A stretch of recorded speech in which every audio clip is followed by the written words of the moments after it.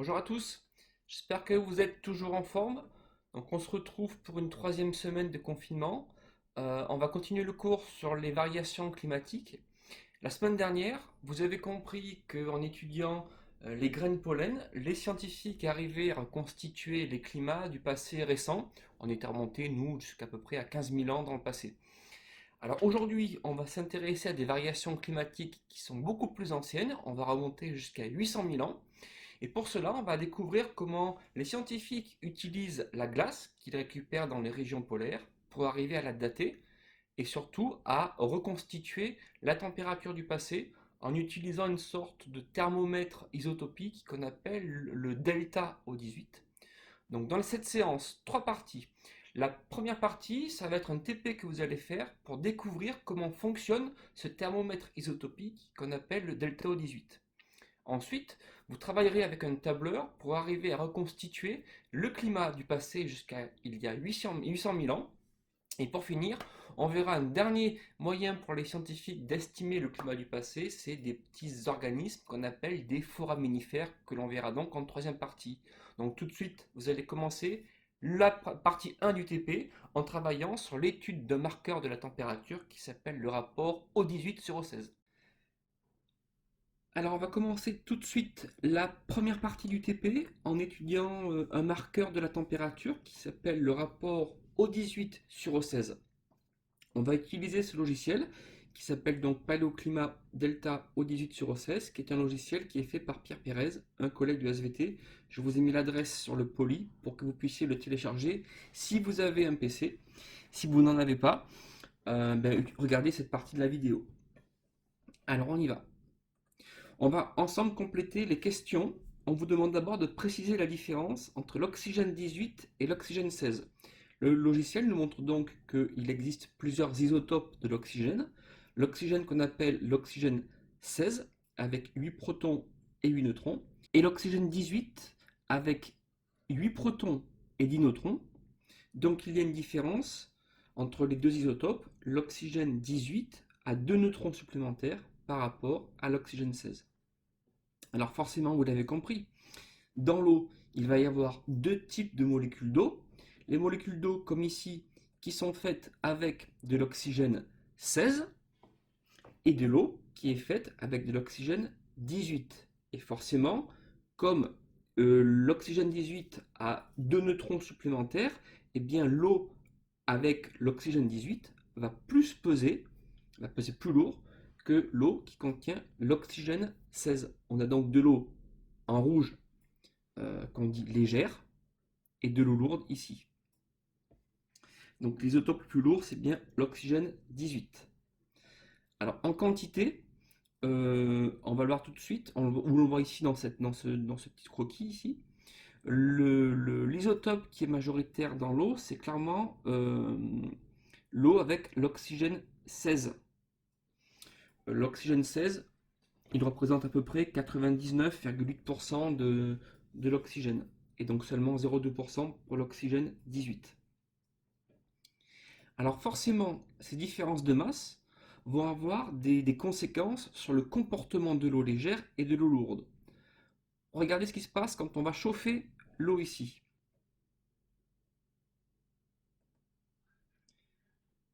Lors de l'évaporation, regardez, les deux molécules, l'eau lourde et l'eau légère, mais l'eau lourde, elle va avoir du mal à partir. Ça veut dire que entre l'oxygène 16 et l'oxygène 18, celui qui va le plus facilement être évaporé, c'est clairement le plus léger, donc c'est l'oxygène 16, qui est donc préférentiellement évaporé car il est plus léger. En revanche, lorsqu'il y a des précipitations, l'eau sous forme de vapeur va condenser et redevenir à l'état liquide pour aller dans l'océan, et ce sera préférentiellement l'oxygène 18 qui est plus lourd qui va être préférentiellement condensé.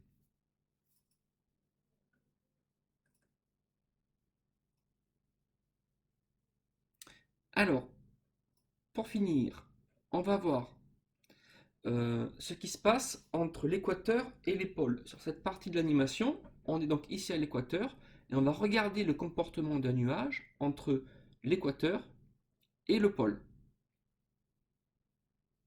On va donc se demander comment évolue le rapport O18 sur O16 dans les précipitations entre l'équateur et les pôles. Regardez ce nuage. Il contient une proportion d'oxygène 18 qui est fait en vert et d'oxygène 16 qui est fait en rouge.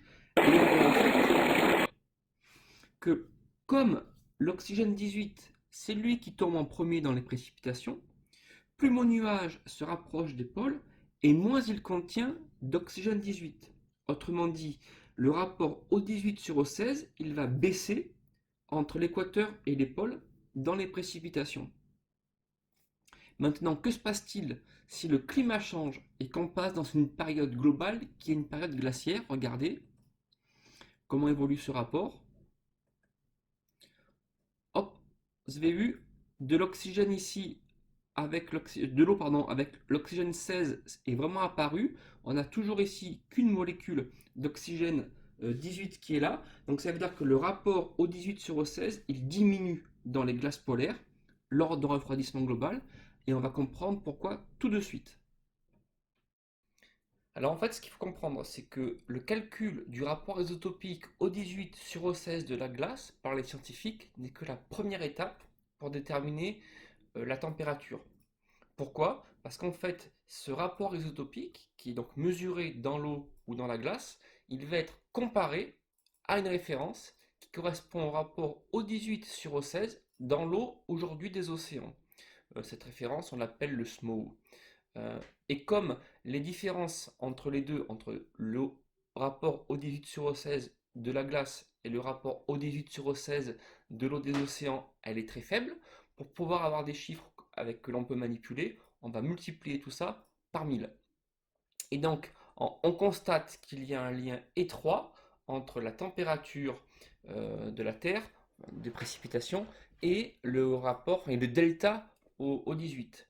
Comme on le voit ici, plus il fait froid, plus le delta au 18 de la glace va être bas. Tout ça pour dire quoi? Qu'est-ce qu'il faut retenir de fondamental sur le O18 sur O16? Ça a l'air compliqué, mais non. Ce qu'il faut absolument retenir, c'est ça. C'est que d'abord, c'est une grandeur qui est définie par les spécialistes. En gros, dans le delta O18, on compare le rapport O18 sur O16 de la glace à une référence et que ce rapport s'exprime en pour 1000 et qu'il va varier dans le même sens que le rapport O18 sur O16. Alors on va commencer le bilan. Vous allez compléter ce schéma, mais auparavant, vérifiez que vous avez tout compris. Sur ce schéma, on va voir le déplacement d'un nuage depuis l'équateur jusqu'au pôle. Le nuage se forme au niveau de l'équateur, où il fait chaud, et lorsqu'il remonte vers les latitudes du pôle, la température diminue. Nous, on est ici au niveau de l'équateur. Au niveau de l'équateur, l'eau présente un delta O18 qui est nul. Donc il est de 0 pour 1000. Pourquoi? Rappelez-vous que quand on calcule le delta O18, on estime le rapport O18 sur O16 d'un échantillon, ici l'eau de mer, et on le compare à une référence qui est aussi l'eau de mer. Donc comme il n'y a pas de différence entre l'eau de mer et l'eau de mer, le delta O18, il est nul. Rappelez-vous que l'eau de mer contient deux types de molécules d'eau. L'eau légère qui contient l'isotope O16 et l'eau lourde qui contient l'isotope O18. L'isotope O18 a du mal à s'évaporer puisqu'il est plus lourd. Résultat, dans l'évaporation, l'eau qui s'évapore, elle s'appauvrit en oxygène 18, donc son delta O18, il est plus bas, plus faible que celui de l'eau. Donc cette vapeur d'eau, elle va donner les nuages qui vont petit à petit remonter vers les latitudes élevées et donc condenser et donner des précipitations. Dans ces précipitations, c'est l'eau lourde qui est majoritairement condensée. Résultat, plus mon nuage remonte vers une latitude élevée, et plus il est pauvre en oxygène 18. Donc son delta O18 est de plus en plus bas, et les précipitations qu'il va donner sont de plus en plus ont un delta O18 qui va être de plus en plus bas. Résultat, quand on arrive au niveau des pôles, la neige qui précipite, elle a quasiment plus d'oxygène 18, puisque l'eau lourde, elle est tombée auparavant, et on aura un delta O18 qui sera particulièrement faible. Ça, c'est dans une situation classique, comme aujourd'hui. Mais vous savez qu'au cours du temps, il peut y avoir des périodes chaudes pendant des années et des périodes froides qui durent des années. Donc on va regarder tout de suite ce qui se passe lors d'une période froide. Winter is coming. Winter is coming. Rassurez-vous, on ne risque pas autant. En tout cas, on va compléter ce schéma pour la période froide en mettant d'une autre couleur les delta O18 de la période froide. Quand il fait froid, l'évaporation elle est ralentie. Ça veut dire qu'en fait, le peu d'oxygène 18 qui devait partir avec l'eau lourde reste dans l'océan. Donc je vais avoir en période froide un delta O18 qui va être un petit peu supérieur dans l'océan au niveau de l'équateur qu'en période chaude. Pourquoi? Parce que le peu d'oxygène 18 qui aurait pu s'évaporer est resté dans l'océan puisqu'on n'a quasiment pas d'évaporation. Donc je vais avoir un delta O18 de la vapeur d'eau qui va être encore plus négatif. Pourquoi? Parce qu'il y a eu très peu d'oxygène 18 qui a pu s'évaporer avec l'eau lourde. Donc vous l'avez compris, si j'ai au-dessus de l'équateur un nuage qui a un delta O18 qui est très faible, plus il va remonter vers la latitude élevée et plus son delta O18 sera négatif. C'est-à-dire qu'il va être encore plus pauvre en oxygène 18.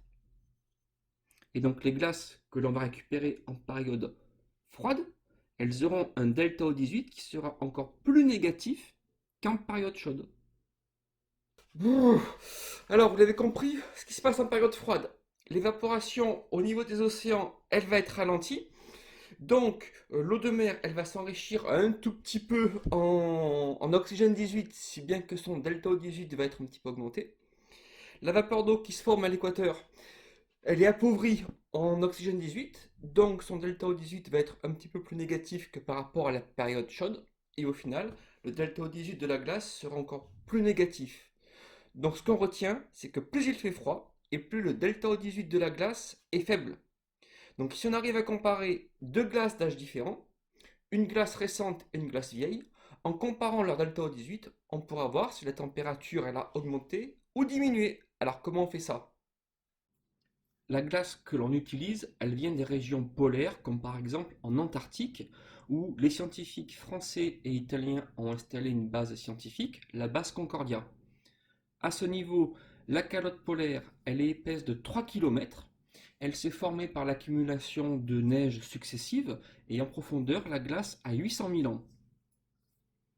Pour récupérer la glace, on utilise un objet qui s'appelle un carottier, une sorte de cylindre avec des couteaux au bout que l'on va enfoncer dans la glace pour obtenir des cylindres, des carottes de glace qui vont faire 2 mètres de long et 10 cm de diamètre.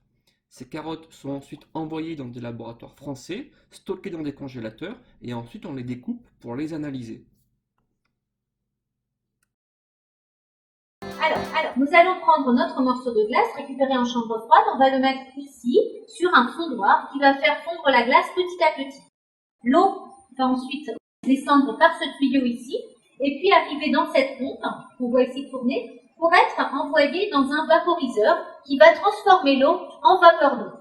La vapeur d'eau va ensuite être envoyée dans cet instrument-là, qu'on appelle un analyseur à spectroscopie laser, et on va pouvoir mesurer la composition de l'eau qui va nous servir à remonter aux variations de température. On va voir les résultats directement ici. Alors on a fini la partie 1 du TP, qui nous a permis de comprendre comment fonctionnait le delta O18. Maintenant, dans la partie 2, qui va être beaucoup plus rapide, on va l'appliquer. Pour cela, vous allez regarder la deuxième vidéo et utiliser le tableur Excel ou OpenOffice que je vous ai envoyé, qui va nous permettre d'étudier au cours du temps l'évolution du delta O18 de différentes carottes de glace prélevées en Antarctique.